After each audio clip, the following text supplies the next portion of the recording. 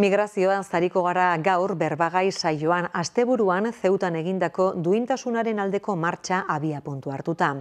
Duela 11 urte Espainiako hegoaldean Tarajalgo hondartzan gertatutako sarraskian hildakoak oroitzen ditu martxak eta bertan izan da Jone Arruabarrena Goienako kazetaria.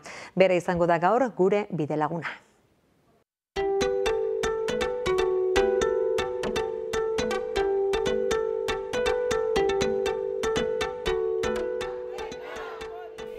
...2014ko otsailaren 6an gertatu zen. Espainiara iristeko helburuarekin Nigerian zetozen 14 migratzaile hil ziren itsasoan. Guardia Zibilak jaurtitako gomazko piloten eta gas negarreragilearen ondorioz. Giza eskubideen defendatzaileek ez dute orduko ura ahaztu eta urtero biltzen dira Zeutako martxa aurrera ateratzeko. Aurtengoa 12. izan da. Jone Arruabarrena, kaixo ongi etorri. Kaixo Goiatz. Zeutan, izan zara, martxaren jarraipena egiten, zer moduz? Ondo. 300 pertsona inguru bildu ziren, nahiko jente egon zan, bai memoria ariketa bat iteko eta mugetako heriotzak salatzeko bai. 2014ko otsailaren 6an, Zeutan, Tarajalgo hondartzatik gertu, bizitza galdu zuten 14 lagunak gogoratzen ditu martxak, Espainia helmugatzat zuten migratzaileak ziren zendutakoak, zer gertatu zen egun hartan? Zeutan badau, Zeuta da Afrikako eskinatxo bat, ertz bat, hiri bat da, hiri autonomo bat, ertz baten dauena, eta Maroko gaziken dau muga. Orduen mugako izkina baten Castillejos izeneko herri bat dau, eta beste eskinan Beliones izeneko herri ze. Orduen normalien migratzaile asko egiten dauena da Castillejoko hondartzatik Ugerrin, Zeutako Tarajaleko hondartzar arte kaia inguratuz edo. Kai horretan badau frontera edo muga bat, alambrada bat, olako esi bat, eta iken dauena da, esan dudan moduen, Uger hori inguratu. Orduen, 2014ko otsailaren 6an migratzaile talde bat bazebilen Uger hori inguratzen, eta hondartzara, Tarajaleko hondartzara heltzen zebizenien, Guardia Zibilek istiluen aurkako materiala jaurtieban euren kontra. Bai gomazko pilotak, zein gas negarreragileek eta bestelako material batzuk. Orduen horren ondorio izen zen, 14 pertsona hil ziela, beste hainbat zauritu ziela, eta gero bai aipatu bier da, egun horretan bertan, Guardia Zibilek beste 23 pertsona momentuan bertan bueltatu bazala Marokora, eta hori berez ilegala da.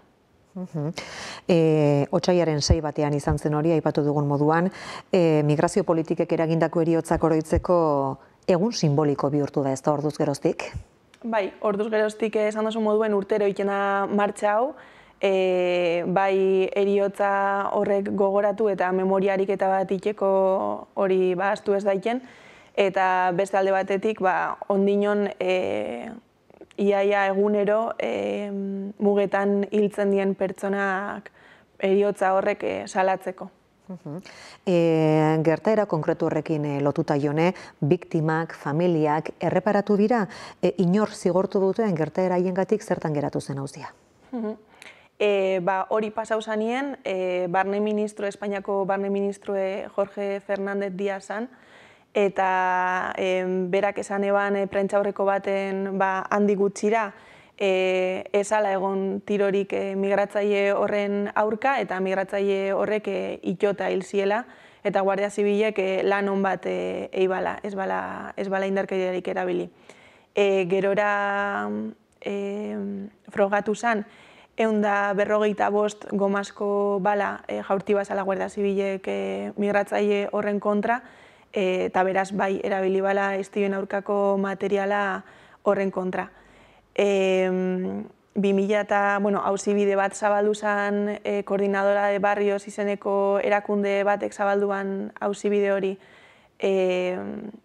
egun hartako aktuazioa salatzeko, eta 2019an 19 Guardia Zibil inputau zien, baina kasua artxiba hauin zen. Aipatzeko edabe bai, aurten egondala nahiko berrikuntza garrantzitsu bat, justo aurtengo Tarajaleko martxa baino egun pare bat lehen hau, argitaratu zalako bertan egon zen migratzaile baten testigantza, eta berak begize galdu eban aktuazio horren erruz, eta salatu da bebai auzitegietan kasue.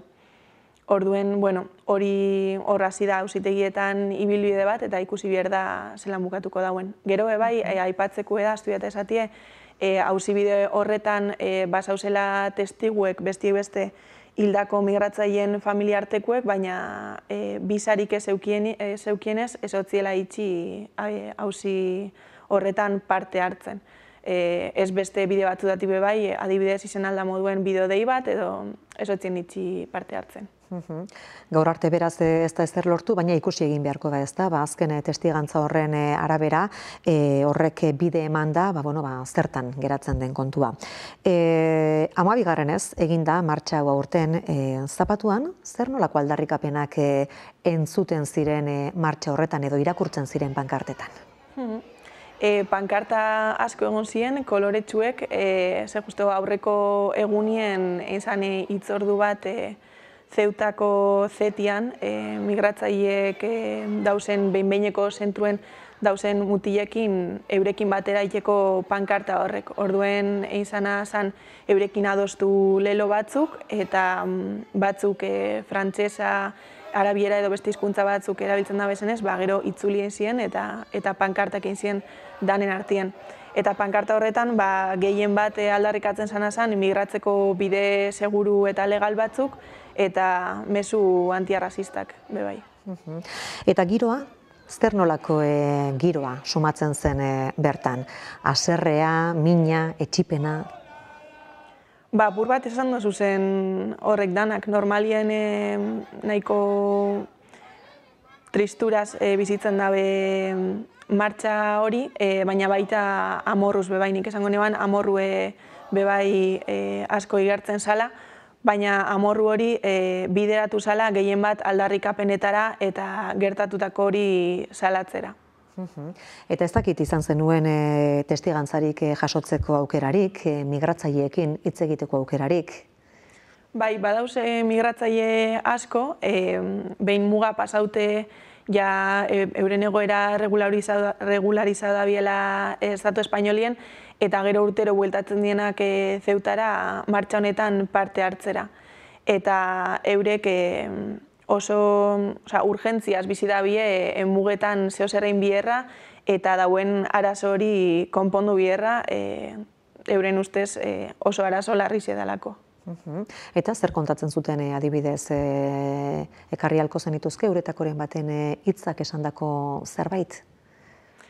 Bueno, bai kontatze biesla euren testigantzak, baina bebai uste dut askotan asko jotzen dugula testigantzetara eta asko jotzen dugula min horretara, eta igual ja insensibilizau ingarela bebai min horren aurrien, ez? Orduen, ni bai nabarmenduko neukez, eurek iten dabe esan aldarrikapenak, pertsonalki bizizen dabelako egoera oso violento eta mingarri hori, baina nik uste dut hortik atara bier duguna, horretatik arata hori be oso garrantzitsua edalako, ulertzeko ze oztopodeki esan ona altzerako bidien, horretatik arata bai nabarmendu bier diela eurekin dako aldarrikapenak. Kasu honetan, esan dute moduen bide seguru eta legal batzuk eukite onaino heltzeko, eta ez hasi berri zetie bide horrek askotan oso arriskutsuek dienak eta heriotza asko eragiten da bezenak.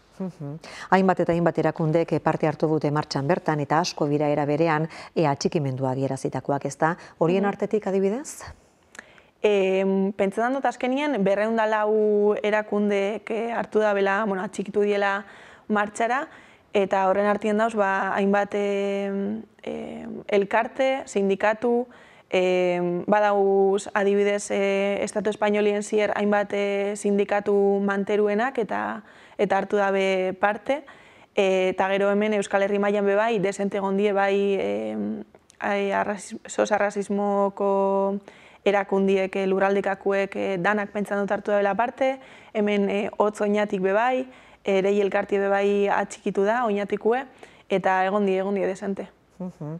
Egia da, esietan eta itsasoan hildakoen kopurua goraka doala urtetik urtera.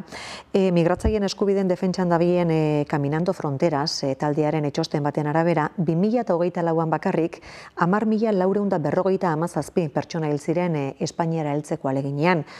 Ze irakurketa merezi dute datu horiek?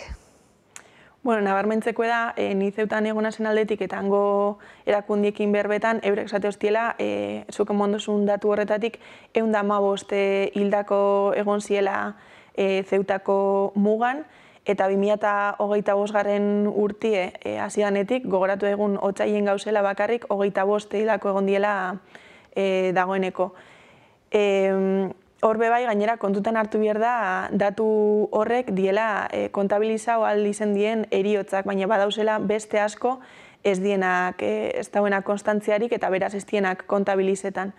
Hango erakundiekin berbetan eta ez ateztien, hastien gorpu bat edo bi heltzen diela zeutako ondartzetara gaur egun eta beste asko geratzen diela itxasuen, eurek esate hostien, itxasuean hilerri bat zala eta Holanda, eta beste gorpu asko Argelia araino bebai heltzen ziela eta ondartza ezberdinetan agertzen ziela. Esan dute moduen badauz beste gorpu asko estienak topetan, familia arteko asko badabiz desagerpenak salatzen, erakunde asko bebai, eta hor dauen arazue da askotan ez diela ikertzen desagerpen horrek. Eta gero bai badagur beste arazo bat, erakunde honek komentetan doztiena, dala, eurek dakizenien patera bat edo pertsona bat uger daiela itxasuen, Guardia Zibile deitzenakola askotan, ze gogoratu dira bai, lehen esan duten ibilbide hori, Castillejosetik Tarajaleraino, izen aldiela 6-8 ordu uger, orduen asko estie iristen. Orduan, Guardia Zibilei abizu emoten jakonien erreskatetan juteko pertsona horrek, askotan Guardia Zibilek estiela juten erreskatetan, jakine bebai pertsona bat hor dauela eta hiltzeko arriskuen dauela eta batzutan hiltzen diela, askotan gainera. Orduen hori bebai bada beste arazo larri bat. Eta? Zer nolako migrazio politikak beharko lirateke, zer aldarrikatzen dute? Bueno, nik esango neuke gaur egun dauzen migrazio politikak ez diela egokienak, baina hala eta beteko bazien, gaur egun dauen legeria beteko bazan, asko betuko zala egoera. Kontu da, hor dauzen migrazinorako mekanismo horrek askotan ez dabela funtzionetan, ez diela betetzen eta bebai korrupzio asko dauela hor. Adibidez, bisak lortzerako orduen, Afrikako herrialde askotan bisak eskatzen dauzen jentiek 1.000 euro pagetan dauz, han gainera 1.000 euro horrek lortzeko lan asko eta lan asko inbier dabe, eta behin lortzen da benien bisa hori tramitetie, askotan ez eskue etortzen da bueltan, eta askotan pisuzko arrazoi barik bebai. Batez beste, Afrikako herrialdietan euneko 40 edo euneko 50 ez eskue moten jake bisa horrei, eta herrialde batzuetan baite euneko 70 igotzen da zifra. Orduen, hor bebai dauzena da, esan duten moduen emoten die soborno kasu asko, funtzionarioen aldetik, eta jentiek diru asko izten dau. Eta beste alde batetik, behin ona heldute, horrek bultzatzen daue bai jentie migrazio prozesu horrek astera bide ilegalak diesen bidietatik eta arriskutsuek diesen bidietatik batez be, eta jente askok igual galdetzen daue, segaitik ez dien etortzen migratzaileek hegazkinen, segaitik ez dien etortzen bide legal baten, askok ezin dabelako, askok gaztatu delako diru pilo bat bisan tramitazio horretan, eta behin eta berriz ez esku etortzen jakielako bueltan. Eta gero behin ona heldute be bai, erregularizatzeko garaian, hemen dau arazo oso handi bat eta blokeo oso handi bat zitak eskatzerako orduen, atzerritartasun bulegoetan, zitak eskatzerako orduen, norberan situazio erregularizetako, edo baite be bai, ona heltzen dienien asilo eskaerak tramitetako. Pertsona bat heltzen danien estatu espainoleko lurraldera, alden izan moduen Ceuta edo Melilla gaur egun, badauko eskubide dauko asilue eskatzeko eta asilo eskaera hori hasteko, eta asilo eskaera hori tramitatzen dabilen bitartien Espainiar lurraldien geratzeko. Hori giza eskubide bat da. Orduen, asilo hori eskatzeko zitak ez badauz eta blokeaute badauz, eskubide hori ez da betetzen askotan, eta gero bai nabarmendu behar da, zitak ez dauzenez, hor badauela salerosketa bat, eta zitak saltzen diela milaka eurongaitik, orduen horrek bai suposatzen dauela beste arazo larri bat. Europako migrazio eta asilo itunak ez ditu bermatzen giza eskubideak. Ez, gainera lege barri bat atara da oindala gutxi, eta aurrekoen justu egon nintzen berbetan abokatu bategaz, eta berak esate hostan, ez? Lege honek iten dauen bakarra da, lehen zegoen legiek apur bat modu ez zain agerikuen jartze bazan mekanismo batzu migratzaileek Europaraino ez iristeko eta behin heldute bebai bueltarazteko, eta honik ja modu oso agerikuen esaten dauela. Martxaren bueltan izan dira, ez da, gaiari buruz hitz egiteko, eztabaidatzeko foruak ere. Horietan kritiko azaldu ziren mugen politikarekiko, irekita daudelako errekurtsoak mugitzeko, ez talde batetik bestera, ez horrela mugitu nahi duten pertsonentzako, edo lehentxeago ere aipatzen zenuen moduan, bide legalak eta seguruak aldarrikatzen zituzten, zuk jone izan zenuen aukera, mai inguru horretan egoteko, entzuteko, zertan jarri zuten azpimarra, hainbat gauza esan ditugu, baina zer nabarmenduko zenuke bertan entzundakoetatik? Bueno, esan dugu zen kontu asko aipatu zien bertan, baina nik azpimarratuko nauke bebai migrazio politikek arrazismo egaz dekien dinamika hori, ez? Askotan ez beti, Europara etortzeko baimen hori ukatzen jakien pertsonak, beste arraza batzuetakoek diez, hegoaldeko herrialdietakoek diez, eta pobriek diez, orduen hor arrazismoek eta klasismoek dekon papela bebai oso garrantzitsua da, eta justo galdetu ostazula, mai inguru horretan Saniladan izeneko aditu batek, migrazioen eta geopolitikan aditu batek, esate ban, ez? Europak gure dauela migrazio kontrolatu bat eta migrazio ordenatu bat, baina norentzako, hegoaldetik iparraldera datozen entzako, ez? Europatik Afrikara, Asiara edo beste herrialde batzutara datoiesen entzako, hor ez da bier inungo ordenik, ez inungo kontrolik emoten dauenez. Eta zer nolako harremana daukate Zeutako bertako herritarrek datozen migratzaile horiekin? Bueno, daukien harremana ia esango neuke ez dela existitzen, eta dauenien txarra dala. Hango erakundietako jentigaz berbetan esate hostien, ez? Askotan batez be pertsona beltzak diesenien eta orduen migratzaileek diela ageriko hau edanien edo autobusek askotan ez diela paretan eurek hartzen, edo bai konta hostie kasu bat nun egun baten egon ziren parke baten jolasten, eta ja Zeutako bertako gaztiek etortzen ziren makilekin eta harriekin euren kontra parke horretatik botatzeko, eta gero egia da bai Zeutako erdialdien ez dela ikusten asko beste etnia batzuetako pertsonarik, edo pertsona beltzik, marokoarrak badauz, baina pertsona beltzek normalin kanpokaldien egoten diezela. Ez dira hortaz nahastuta bizi, ongi bereiztuta daude, batzu eta besteak. Bai, hori da. Ez haute moduen gehiago Zeutako zentruen niri atentzioen mondo ez da bastante, nahiko espainola da eta nahiko zuria da, eta periferiako auzuetan dauz,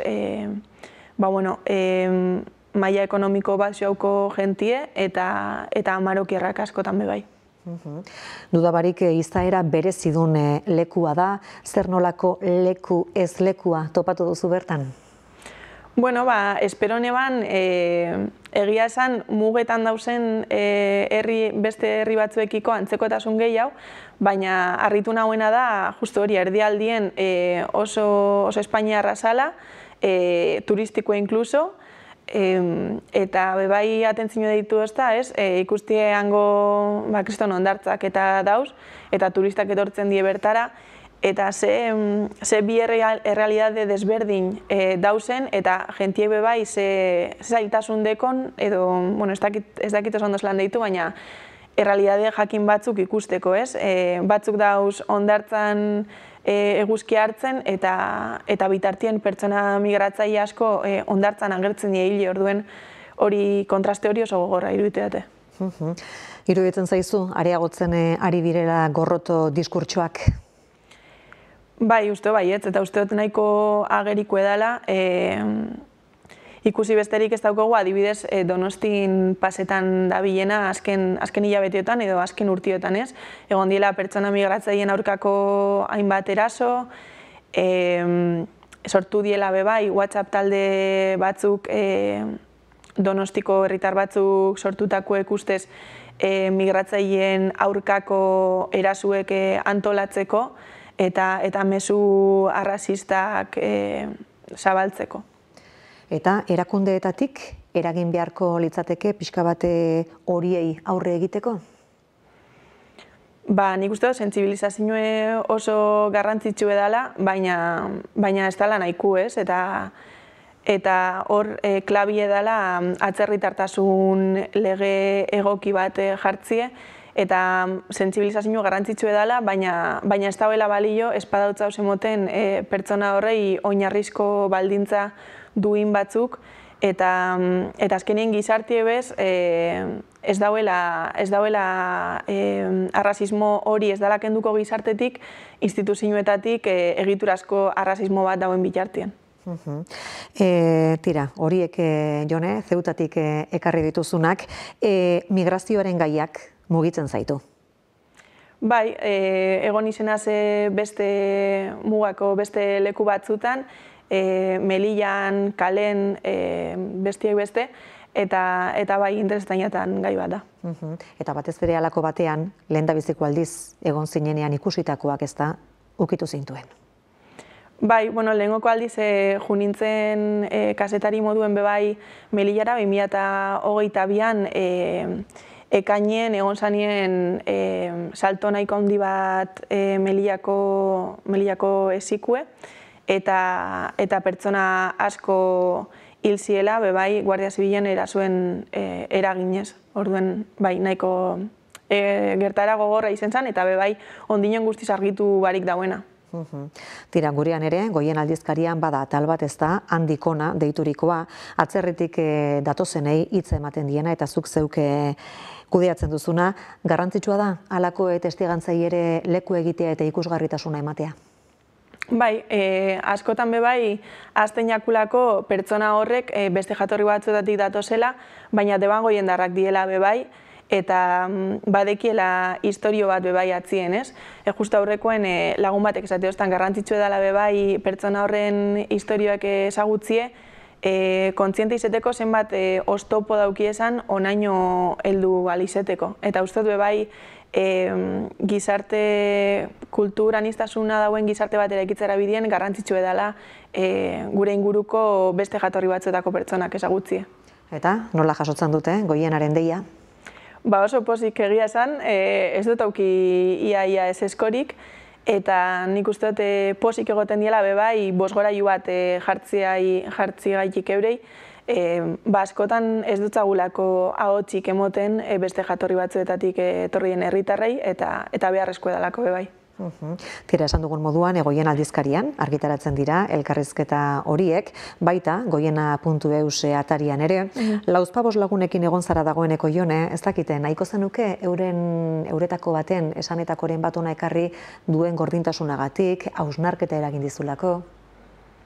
Igual azpimarratuko neuke, Arrasateko Daniela Castroren kasue, bera jatorrize kolonbiarra da, ona heldu zen ieslari politiko moduen bere Kolonbian mehatxatute zeuelako bere aktivismo edo militantzia politikoa gaitik, eta gero hemen sortu da Amerika elkartie arrasaten, Ego Amerikako beste migratzaile batzuekin batera, elkarte bat da, bertako kultura bultzatzeko eta bebai kulturartekotasune bultzatzeko Euskal Herriko kulturagaz.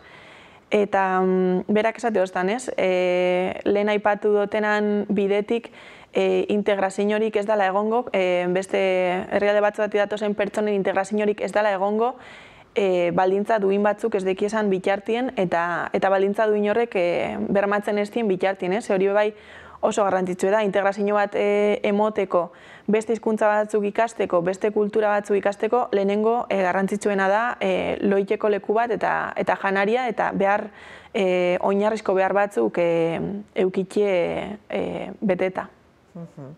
Tira, Jone Arruabarrena, eskertzen dizugu kontakizun hau gurera ekarri izana, hurrengo batera arte. Eskerrik asko Goiatz.